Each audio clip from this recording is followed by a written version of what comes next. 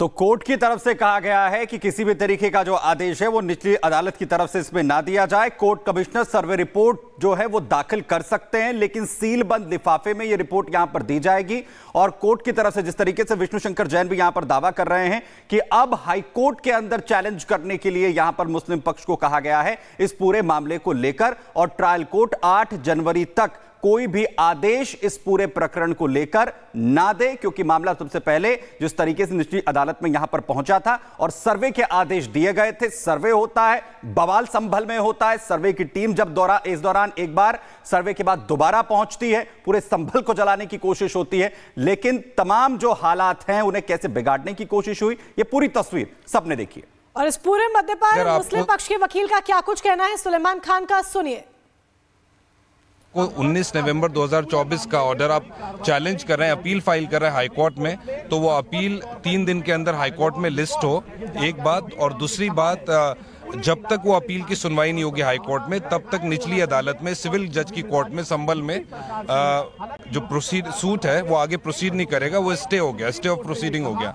और तीसरी बात उन्होंने अहम ये कही कि अगर कोई एडवोकेट कमिश्नर की रिपोर्ट है, सर्वे रिपोर्ट, उसको सील कवर में रखा जाएगा और उसको सील रखा जाएगा। तो ये 3-4 बहुत अहम बातें कही हैं। मैं समझता हूँ कि बहुत अच्छा फैसला है सुप्रीम कोर्ट का, पूरे मुल्क के लिए और अमन और शांति को मेंटेन करने के लिए बहुत अच्छा फैसला है। और सुप्रीम कोर्ट से विवेक हमारे सहयोगी हमारे साथ जुड़ चुके हैं। विवेक, देखिए, सुनवाई के दौरान सुप्रीम कोर्ट ने कई अहम बातें कही हैं, लेकिन इसमें सबसे बड़ी बात उन्होंने ये भी कह दी कि निचली अदालत इस पूरे मुद्दे पर कोई भी आदेश ना दे। और क्या जानकारी?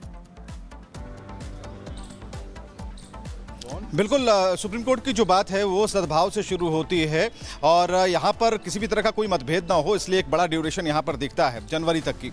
और उसके बाद सुप्रीम कोर्ट ने अपनी बातों को बिल्कुल स्पष्ट तौर पर कहा और साफ तौर पर कहा कि यहाँ हायरार्की मेंटेन करना बेहद ही ज़रूरी है, यानी कि इशारा भी उन्होंने कर दिया कि करना क्या है। लेकिन अभी जो प्राथमिकता है इस बात को लेकर कि लोगों के मन में किसी भी तरह का, किसी भी धर्म जाति के लोगों के मन में किसी भी तरह का कोई विवाद ना हो। हालांकि जिस रिपोर्ट की बात की जा रही है उस पर भी हम चर्चा करेंगे। हमारे साथ अखिलेश रॉय है। अखिलेश जी, किस तरीके से बात बढ़ी, कहां से शुरू हुई? देखिए, मस्जिद कमेटी अचानक कल उसने फाइल किया था और कहा कि ये असाधारण मैटर है, इमरजेंसी का इशू है, इसलिए सुप्रीम कोर्ट को जल्द सुनना चाहिए। और सुप्रीम कोर्ट ने आज लिस्ट किया, सुप्रीम कोर्ट ने सुनवाई शुरू की और साफ तौर पे सुप्रीम कोर्ट ने ये कहा है कि जो जुरिस्डिक्शन है पहले हाईकोर्ट का बनता है, हाईकोर्ट इस पर सुनवाई करे। तब तक के लिए हम अंतरिम तौर पर निचली अदालत से ये कहेंगे कि वो कोई सुनवाई न करे, कोई तारीख न दे। हालांकि हिंदू पक्ष ने कहा कि 8 जनवरी तक वहाँ कोई सुनवाई नहीं हो रही है, वहाँ सुनवाई टल गई है, लेकिन सुप्रीम कोर्ट ने मौका दिया है कि हाईकोर्ट जाए और हाईकोर्ट 3 वर्किंग डे के अंदर इस मामले की सुनवाई करे और उसके बाद जो भी उसकी हाईकोर्ट का फैसला होता है वो सुप्रीम कोर्ट सुनेगा, क्योंकि हाईकोर्ट का जो अपीलेट है वो सुप्रीम कोर्ट है, सुप्रीम कोर्ट उसके बाद सुनवाई करेगा।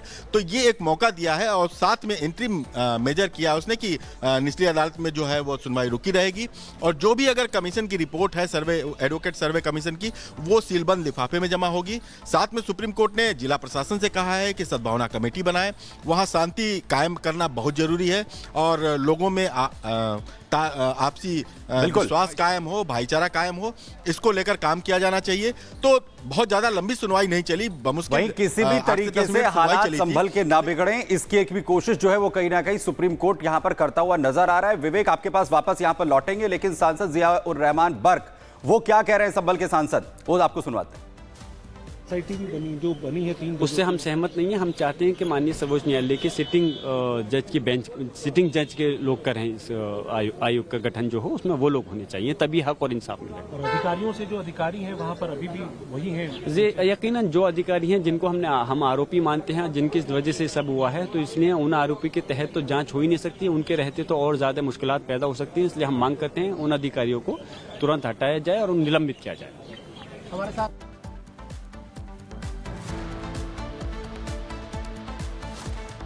और वहीं इसी बीच बड़ी खबर आपको बताएं, संभल के सर्वे को लेकर जहां पर सुप्रीम कोर्ट की तरफ से बड़ा आदेश दिया गया है, तो वहीं एएसआई के सर्वे को लेकर बड़ा खुलासा यहां पर हो रहा है। दरअसल संभल का जो पुराना नक्शा है उसे लेकर बड़ा खुलासा, एएसआई के नक्शे में हरिहर मंदिर का जिक्र है। संभल के पुराने नक्शे से यह बड़ा खुलासा हो रहा है।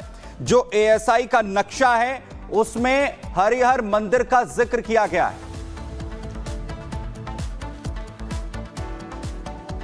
एएसआई का ये वो पुराना नक्शा है जिसमें इस वक्त आप देख सकते हैं ये हरिहर मंदिर, जिसे लेकर ये पूरा विवाद अब शुरू हुआ है, जहां जामा मस्जिद है और इसी को लेकर याचिका दाखिल की गई थी। और जो आप देख रहे हैं इसमें बकायदा नाम के साथ मेंशन है संभल तीर्थ व कूपों का वो पूरा इलाका, पूरी जगह, और नक्शे में हरिहर मंदिर का जो जिक्र है आप देख रहे हैं। ये देखिए, ये नक्शे के अंदर हरिहर मंदिर बकायदा लिखा हुआ है और ये एएसआई का नक्शा है। एएसआई के नक्शे में बकायदा नाम के साथ इसे मेंशन किया गया है। तो देखिए ये एएसआई का नक्शा है जो हम आपको दिखा रहे हैं और एएसआई का 1857 के सर्वे का नक्शा है। ये देखिए हरिहर मंदिर का जिक्र किया गया है, मस्जिद पर एएसआई का नक्शा हम आपको दिखा रहे हैं। 1857 का ये पूरा मैप है और यहाँ पर अगर आप देखेंगे हरि मंदिर यहाँ पर लिखा हुआ है। अगर आप इसको ध्यान से देखेंगे, इस नक्शे को अगर आप पढ़ पाएंगे, देखिए यहाँ पर हरि मंदिर लिखा हुआ है, गुंबद यहाँ पर बना हुआ है और इधर आप एक दायरा भी देख पा रहे होंगे। ये जो पूरा दायरा, ये देखिए, ये मार्किंग मैं आपको यहाँ पर दिखा दूं, ये जो मार्किंग पूरी आप देख पा रहे हैं ये एएसआई की प्रॉपर्टी है, ये एएसआई की जमीन है जहां पर ये देखिए हरि मंदिर है। लेकिन अगर आप मौजूदा स्थिति को अभी देखेंगे, मौजूदा जो वहां पर प्रॉपर्टी है या शाही जामा मस्जिद कह लीजिए जो अभी बनी हुई है, उसकी जो तस्वीर है वो थोड़ी अलग नजर आती है। और यहां पे भी इस नक्शे पर अगर आप देखेंगे तो साफ सीधे तौर पर ऊपर लिखा हुआ नजर आ रहा है, कूप लिखा हुआ नजर आ रहा है। पहले मंदिर में यहां पर पूजा होती थी। दरअसल मंदिर के पास ही यहां पर एक कुआं था जहां पर आप देखेंगे कि हिंदू समाज में, हिंदू धर्म में कुआं पूजन होता है। ठीक उसी तरीके की कुआं पूजन यहां पर होता था साल 2012 तक। ये वहां पर लोगों का दावा है कि पहले मंदिर में यहां पर पूजा होती थी, कुआं पूजन बकायदा किया जाता था क्योंकि मंदिर के पास ही कुआं था, मस्जिद के पास इस कुएं पर पूजा की जाती थी। ये देखिए महिलाएं यहां पर पूजा करती हुई आपको नजर आ रही हैं। जतिन हमारे सहयोगी इस खबर पर जानकारी के साथ सीधा जुड़ रहे हैं। जतिन, एएसआई का जो नक्शा 1857 का ये बताया जा रहा है, उसमें बकायदा नाम के साथ मेंशन है, पूरा इलाका उसमें साफ तौर पर दिख रहा है, हरिहर मंदिर उसमें पूरी तरीके से मेंशन है। बिल्कुल, देखिए मंदिर उसमें पूरे तरीके से मेंशन है, लेकिन उस नक्शे को आप पूरे तरीके से देखेंगे तो हिंदू के जितने भी तीर्थ स्थल है, चाहे वो शिव मंदिर की बात कर लीजिए, नारायण मंदिर की बात कर लीजिए, वो मंदिर भी इस नक्शे में आपको साफ तौर पर नजर आएंगे। दरअसल बोला यह जाता था कि हरिहर मंदिर के आसपास जितने भी तीर्थ स्थल थे उन सभी स्थलों को परिक्रमा मार्ग के तौर पर देखा जाता था। और इस समय जहां मैं मौजूद, अगर मैं आपको दिखाने की कोशिश करूं तो मेरे पीछे आप देखेंगे कि ये वही शाही जामा मस्जिद है और इसी शाही जामा मस्जिद के बाहर की जो रोड जिस पर इस वक्त मैं खड़ा हुआ हूं, इसको परिक्रमा मार्ग के तौर पर भी लोग बोलते थे कि ये परिक्रमा मार्ग है। और जो कुएं का जिक्र किया जा रहा है वो इसी शाही जामा मस्जिद के बाहर जो मेन सीढ़ियां हैं, जिसकी तस्वीर अब से कुछ देर पहले आप देख रहे थे कि नमाज अदा करने लोग अंदर जा रहे हैं, उसके ठीक बगल में बना हुआ था। किसी के घर में शादी होती थी हिंदू की या किसी का बच्चा होता था तो कुआं पूजन की जो प्रथा है वो यहाँ पे की जाती थी।